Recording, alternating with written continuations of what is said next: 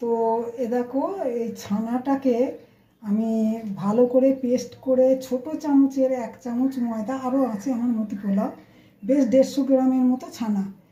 তো 1 চামচ ময়দা, 2 চামচ আমুলের দুধ বা একটু খোয়া দিতে পারো, এসব দিয়ে ভালো করে পেস্ট করে ছোট ছোট, আর একটু সামান্য খাবার সোডা পেস্ট করে ভেজে আমি চিনির রসে দিয়েছি। যেহেতু মিষ্টি পোলাও হবে সেহেতু চিনির রসে দিয়েছি, দিয়ে আমি তুলে নিয়েছি।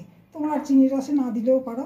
তো আতপ চাল আছে, বেরেস্তা আছে, কাজু কিশমিশ ভাজা আছে, একটু আদা কাঁচা লঙ্কা বাটা, গোটা গরম মশলা, দই, চিনি গুঁড়ো, এখানে আমার জিরে ধনে একটু ভাজা আছে গরম করে, ঘি আছে আর জিরে আছে, আর কাঁচা লঙ্কা একটা রেখেছি নুন চাইলে দেওয়া। চলো শুরু করি। আমি সাদা তেল দিলাম, ঘি দিলাম, আর একটু পরে আমার লাগবে।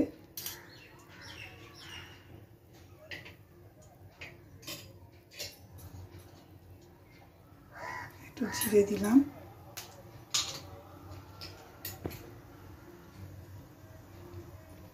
একটা গরম মশলা দিলাম,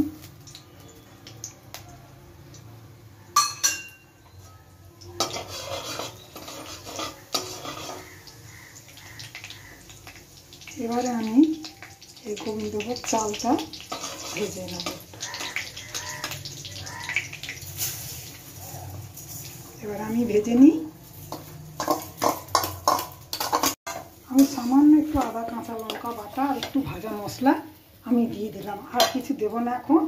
চিনি মিষ্টি, চিনি নুন সব আমি একটু পরে দেবো। 1 বাটি চাল যেহেতু, সেহেতু 2 বাটি জল দিতে হবে।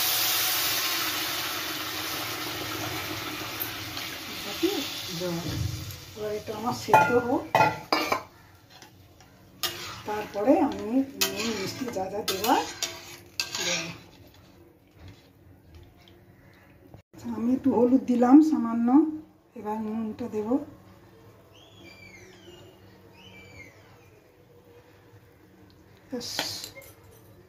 এবার আমি চিনি দেব,